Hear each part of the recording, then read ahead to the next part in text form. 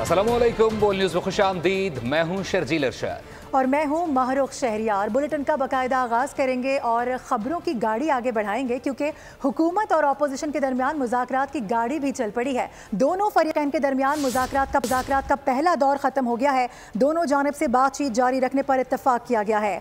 मुज़ाकराती committee का आइंदा इजलास 2 जनवरी को होने जा रहा है। आपको बताएं कि आइंदा इजलास में अपोजिशन अरकान मुतालबात की फहरिस्त पेश करेंगे। स्पीकर कौमी असम्बली अयाज सादिक की ज़ेर सदारत हुकूमत और अपोजिशन की कमेटी अरकान का पहला इन कैमरा इजलास पार्लियामेंट हाउस के कमेटी रूम नंबर 5 में हुआ, जिसमें हुकूमत के 7 और PTI के 3 अरकान शरीक हुए। मुज़ाकरात के पहले दौर का एलामिया भी जारी कर दिया गया है। एलामिया में कहा गया है कि हुकूमत और PTI ने मुज़ाकरात को मज़बूत अमल करार दिया। दोनों तरफ से कहा गया है कि मुज़ाकरात को जारी रहना चाहिए।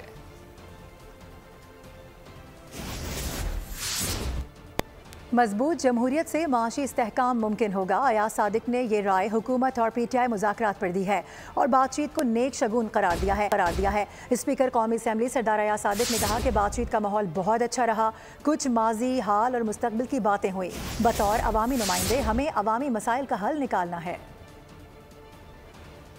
कैसे आज की गुफ्तगू की कुछ माजी की बातें हुई, कुछ हाल की बातें हुई और कुछ मुस्तकबिल की बातें हुई। माहौल बहुत अच्छा था और मुझे उम्मीद नज़र आती है कि अगर हम सब मिल के सर जोड़ के पाकिस्तान की बेहतरी के लिए जो कि अहद भी करते हैं और कोशिश भी करेंगे, काम करना चाहते हैं, इसमें सियासी बेहतरी भी आएगी, जमहूरियत भी मुस्तहकम होगी, पाकिस्तान को जो चैलेंजेस दरपेश हैं उसमें भी बेहतरी आने का इम्कान है। चूँकि आज कुछ मेंबरान अपोजिशन के नहीं तशरीफ़ ला सके तो हमने अगली मीटिंग 2 तारीख की का प्रपोज हुआ है, जो इंशाल्लाह 2 जनवरी को मीटिंग होगी। एक चार्टर ऑफ डिमांड या जो उनके पॉइंट्स हैं अपोजिशन के, वो भी उसमें लेके अगली मीटिंग में लेके आएंगे। मुज़ाकरात का कोई ज़ामिन है ना कोई ज़रूरत है। 2 सियासी फरीक बैठ कर आपस में बात कर रहे हैं। नून लीगी रहनुमा राना सनाउल्लाह ने हुकूमत के PTI से मुज़ाकरात पर कहा खुले दिल के साथ बात करेंगे, किसी मामले पर बात हो सकती है या नहीं, कोई शर्त नहीं रखी गई। ना 100% हमारी बात मानी जा सकती है, ना दूसरे फरीक की, कोई दरमियानी रास्ता निकालना होगा। कोई पॉलिटिकल डायलॉग करते हैं तो उसमें ये चीज़ें तो बिल्कुल यानी बात ना करने वाली बात है ना कि जी तसल्ली किसको होगी, गारंटी कौन देगा। ठीक है, मामला ये है कि विद ओपन हार्ट वो भी बैठे हैं, हम भी बैठे हैं। हर इशू के ऊपर कोई यहाँ पे कंडीशन नहीं है कि ये बात हो सकती, ये नहीं हो सकती, और उसके बाद ही फिर कोई दरमियान से रास्ता निकले। ये नहीं हो सकता कि कोई 100% हमारी बात को मान लेगा या कोई 100% हम दूसरे की बात को मान लेंगे। दरमियानी रास्ता ही जो है वही एक बेहतर रास्ता हो। जबकि दूसरी जानिब PTI रहनुमा असद कैसर ने मुज़ाकरात का अहवाल बयान करते हुए कहा कि मीटिंग में जेलों में कैद वर्कर्स के हवाले से भी बातचीत की है। जुडिशल कमीशन की तश्कील के हवाले से भी मुतालबा सामने रखा। हम एक चार्टर ऑफ डिमांड 2 जनवरी को पेश करेंगे। आज इब्तिदाई बातचीत हुई है, बाकायदा मुज़ाकरात का आगाज़ 2 जनवरी से होगा।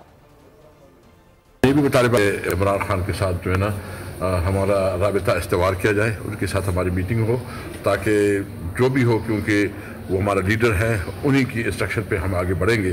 तो हुकूमत ने ये मुतालबा मान लिया है कि हम आपकी मुलाकात अरेंज करते हैं। तो देखते हैं कब हमारा मुलाकात अरेंज होती है। 2 तारीख को हमारी जो मीटिंग है, जो हमारे वर्कर्स हैं जो इस वक्त जेलों में, उसके ऊपर भी हमने बात की, और जो इस वक्त हमारे MNAs के साथ, जो पार्लियामेंटेरियन के साथ जो हो रहा है जिसके पंजाब में, उसके हवाले से भी हमने अपना नुक्ता नज़र रखा है और उन्होंने बताया कि हम इस पर बात करेंगे।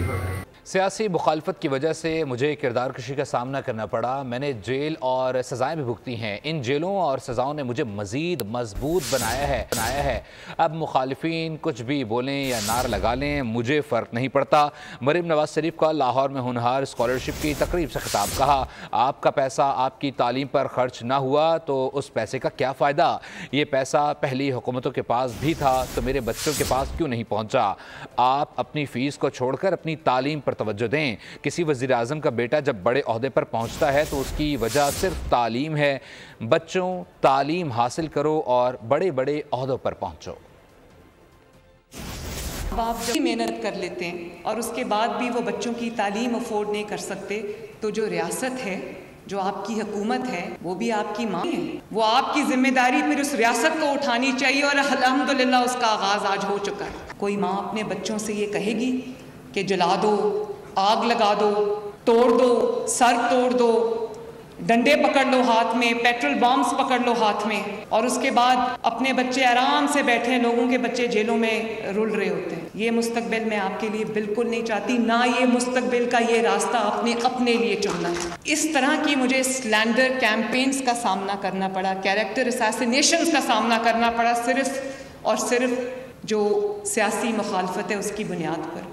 میں تو آہستہ آہستہ اتنی سخت ہو گئی ہوں, امیون ہو گئی ہوں کہ میں ان لوگوں کا شکریہ ادا کرنا چاہتی ہوں جنہوں نے مجھے اس آگ کی بھٹی میں سے گزارا کہ اب میرے پہ کوئی چیز اثر نہیں کرتی, مجھے گالی دے دو مجھ پہ اثر نہیں کرتا, میرے سامنے کھڑے ہو کے نعرہ لگا دو مجھ پہ اثر نہیں کرتا.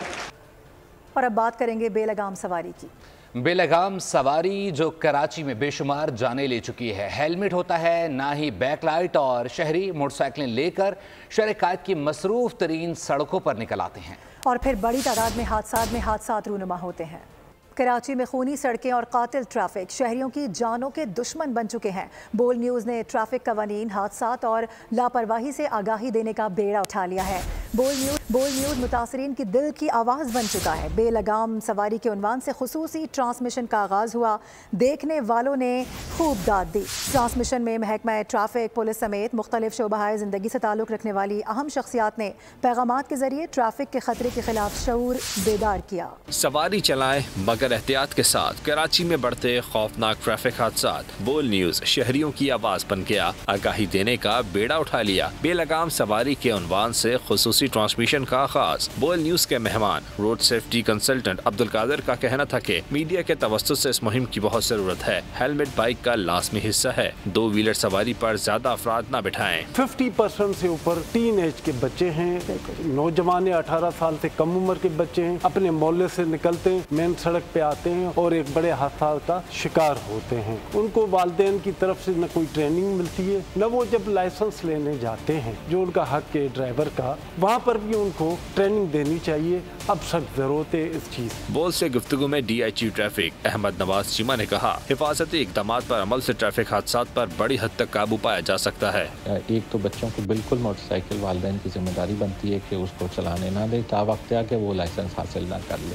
ملٹیپل لوگوں کو موٹر سائیکل پہ 2 سے زائد افراد کو موٹر سائیکل پہ قطعاً جو ہے وہ نہیں بیٹھنا چاہیے. ان کا مزید کہنا تھا کہ والدین بچوں کو موٹر سائیکل چلانے کی اجازت نہ دیں.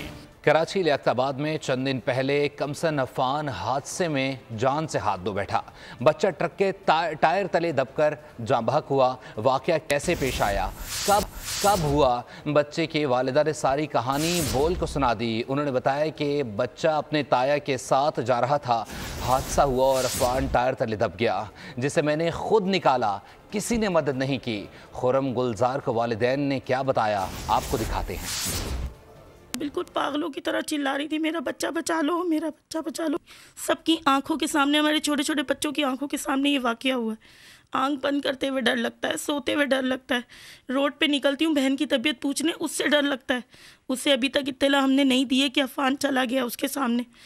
وہ روز پوچھتی ہے عفان کیسا ہے, عفان کیسا ہے. ہم کہتے ہیں آئی سی یو میں اس کا اتنا پیر کٹ چکا ہے, مینٹلی اسٹریس اور ٹراما میں ویسے ہی ہے. عفان مما میں آپ کے لیے گھر لوں گا, میں بڑا یوٹیوبر بنوں گا, آپ کے لیے گاڑی کھڑی کروں گا. اب میری ساری امیدیں, میرا سب کچھ پانی میں چلا گیا. ان کا کچھ نہیں چاہتا, یہ آج پیسے دیں گے, بیل کروائیں گے, چھوٹ جائیں گے.